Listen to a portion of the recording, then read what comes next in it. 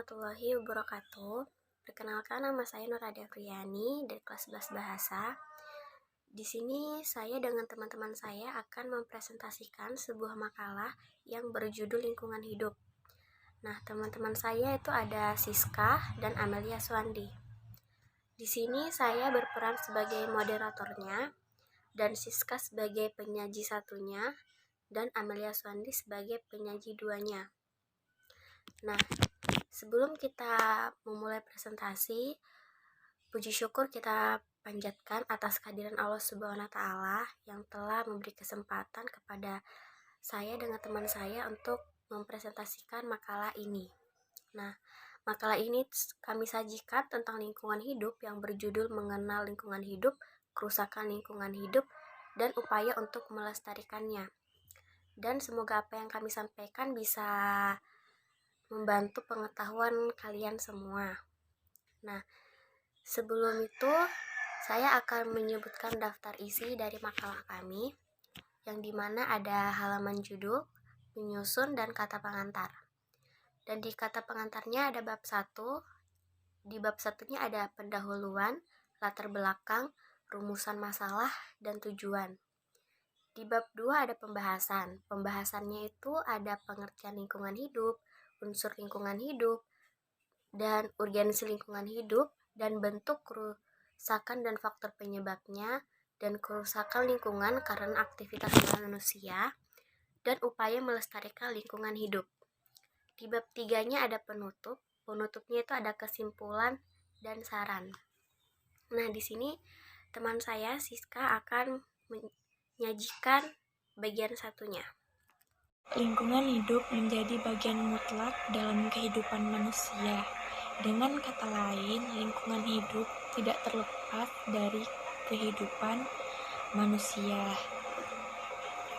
Adapun lingkungan hidup menurut Undang-Undang Nomor 23 Tahun 1997,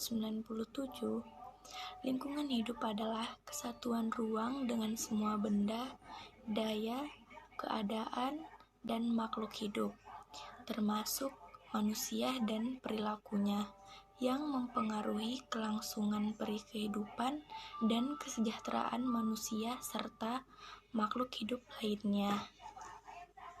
Unsur-unsur lingkungan hidup terbagi 3, yaitu pertama, unsur hayati atau biasa disebut biotik, yaitu unsur lingkungan hidup terdiri dari makhluk hidup, seperti manusia, hewan, tumbuh-tumbuhan, dan jasad renik.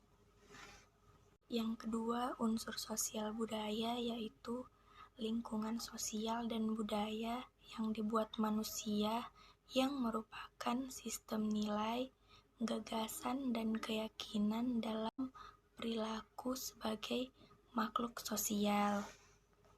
Yang ketiga, yang terakhir, unsur fisik atau biasa disebut abiotik, yaitu unsur lingkungan hidup yang terdiri dari benda-benda tidak hidup seperti air, udara, tanah, dan iklim. Adapun urgensi lingkungan hidup, yang pertama urgensi lingkungan sebagai tempat tinggal, yang kedua urgensi lingkungan sebagai berlangsungnya aktivitas, yang ketiga urgensi lingkungan sebagai wahana atau tempat bagi kelanjutan, dan yang terakhir bentuk kerusakan dan faktor penyebabnya. Lingkungan hidup mempunyai keterbatasan, baik dalam kualitas maupun kuantitas. Kerusakan lingkungan hidup dapat disebabkan oleh beberapa faktor. Berdasarkan penyebabnya, kerusakan lingkungan dapat dikarenakan proses alam dan karena aktivitas manusia.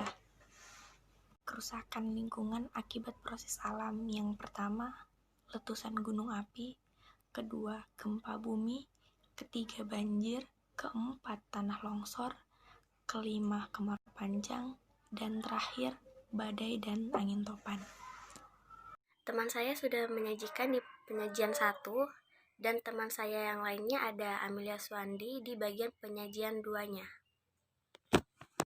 Pencemaran lingkungan disebut juga dengan polusi.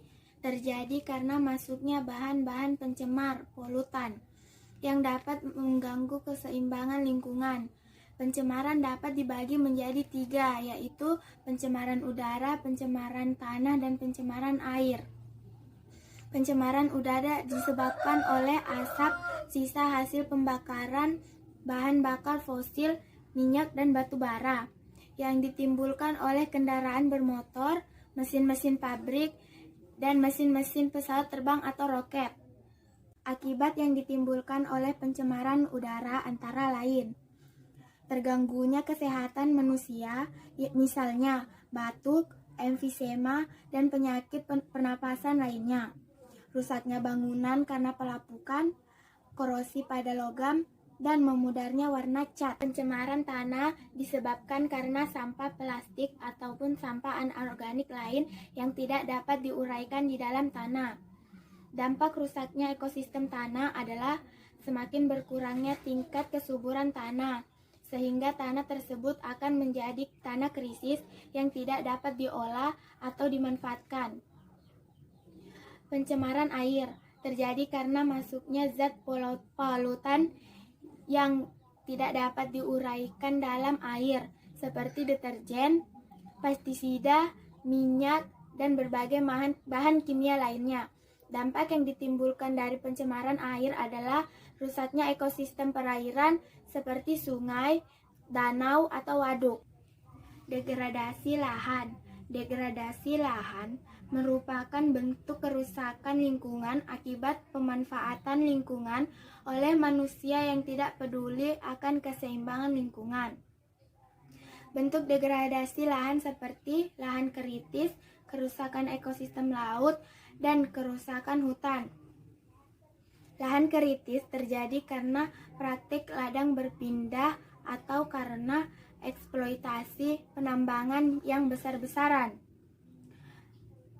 Kerusakan ekosistem laut terjadi karena eksploitasi hasil laut secara besar-besaran, misalnya menangkap ikan dengan menggunakan jala pukat, menggunakan bom, atau menggunakan racun atau menangkap ikan dan terumbu karang.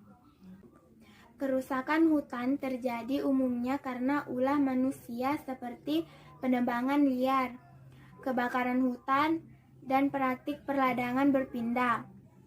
Kerugian yang ditimbulkan misalnya punahnya habitat hewan, rusaknya tumbuhan, keringnya mata air, serta dapat menimbulkan bahaya tanah longsor dan banjir.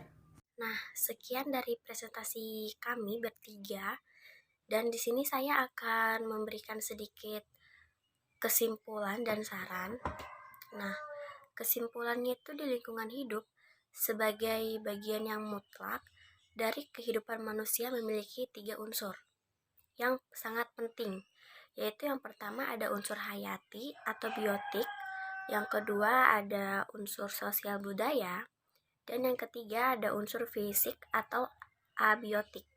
Nah, urgensi lingkungan hidup bagi kehidupan manusia dapat sebagai tempat tinggal, tempat mencari makan, tempat beraktivitas, dan sebagai tempat hiburan.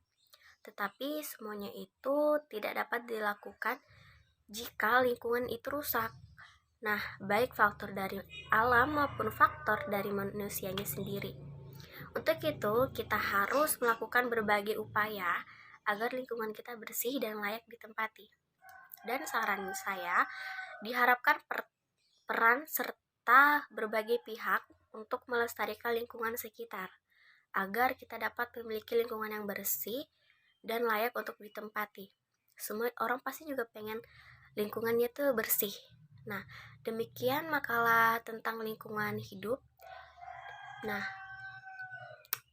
kalau ada kesalahan dari penyampaian saya dan 2 dari teman saya, mohon dimaafkan. Dan semoga makalah ini bisa bermanfaat bagi semua orang. Dan sekian dari saya, Nur Adi Afriani, dan teman saya Siska, dan teman saya Amelia Swandi mengundurkan diri. Assalamualaikum warahmatullahi wabarakatuh.